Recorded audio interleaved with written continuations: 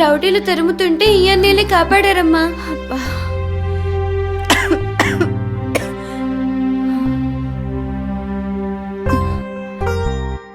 మీరు మీనమ్మ గారు కదూ? అవును. నేనమ్మా, నన్ను గుర్తుపట్టారా? లేదు నాయనా. ఎవరినాయనా నువ్వు? నేను చిన్నప్పుడు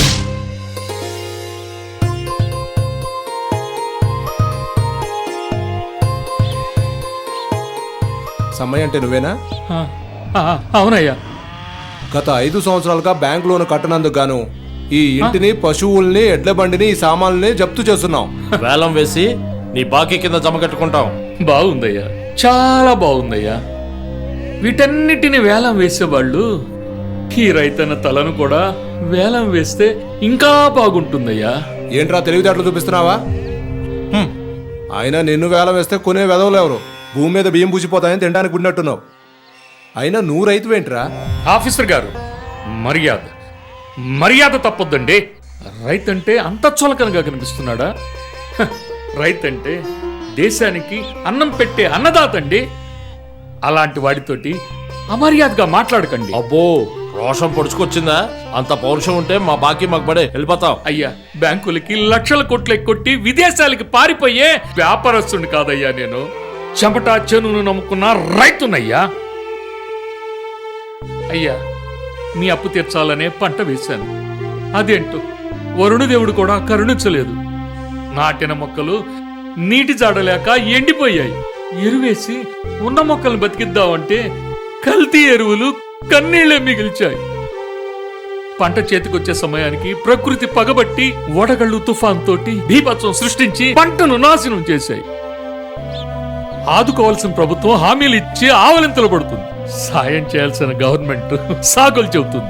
ఈ పరిస్థితుల్లో అప్పు ఎలా తీర్చగలనయ్యా? నీ రీజన్స్ నీకు ఉండొచ్చు. మేము ఇలా అప్పులు ఇచ్చే వసూలు చేసుకోకపోతే బ్యాంకులు దివాళా తీస్తాయి. సమ్మయ్య, నీతో వాదించే ఓపిక టైము మాకు లేవు. ఇంకా చూస్తారేంటండి? పశువులను ట్రాలీ ఎక్కించండి. అయ్యా అయ్యా అయ్యా, ఊళ్ళో అందరూ చూస్తున్నారయ్యా. నా పరువేం కావాలయ్యా? కొంచెం సమయం ఇవ్వండి అయ్యా. ఇలా సమయం ఇచ్చి కూర్చుంటే అవతల మా ఉద్యోగాలు పోతాయి. ఇంకా చూస్తారేంట్రా? ఎక్కించండి రా, ఎక్కించండి. అయ్యా అయ్యా, బోర్లేసామయ్యా, నీళ్లు పడలేదయ్యా. గల్తీ విత్తనాలతో మోసపోయామయ్యా. మా మీదయ్యా మీ ప్రతాపం. చూడు సమ్మయ్య, నీ వల్ల అయితే బాకీ కట్టి పశువుల్ని తెచ్చుకో, లేదంటే అన్ని మూసుకొని కూర్చో.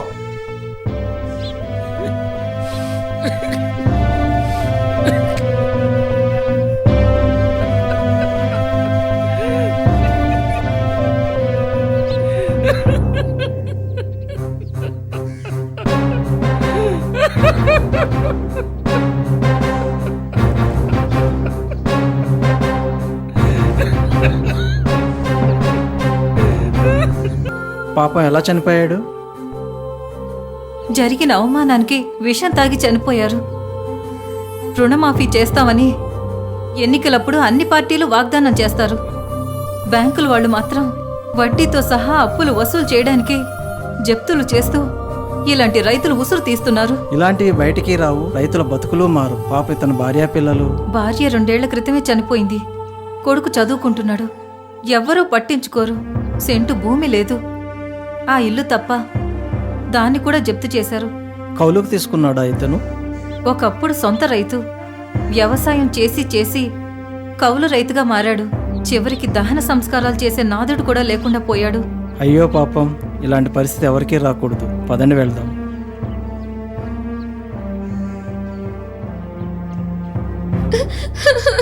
నాన్న నాన్న నాన్న నాన్న నాన్న నాన్న నాన్న. బసవయ్య, అక్కడెవరతను? ఏం చెప్పమంటారమ్మా, కలికాలం. అందరికి అన్నం పెట్టే రైతన్నకి దీపం పెట్టే నాదుడే కరువయ్యాడు. అర్థం కాలేదు. ఒకప్పుడు 2 ఎకరాల సొంత భూమితో దర్జాగా బతికిన సమ్మయ్యకి చివరికి చనిపోతే దాన సంస్కారాలకు కూడా దిక్కులేదమ్మా. బంధువులు మాకు అనవసరం అంటున్నారు. ఊరి జనం అయ్యో పాపం అంటున్నారు.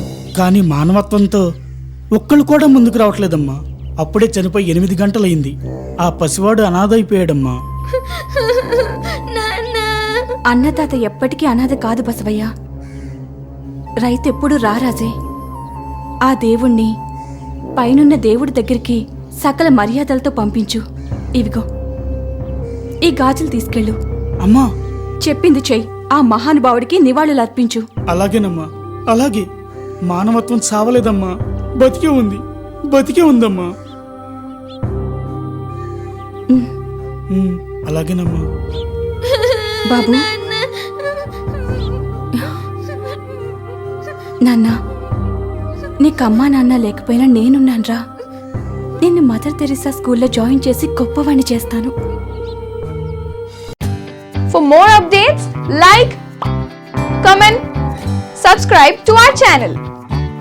Hey darlings, గంటని click చేయడం మర్చిపోకండి.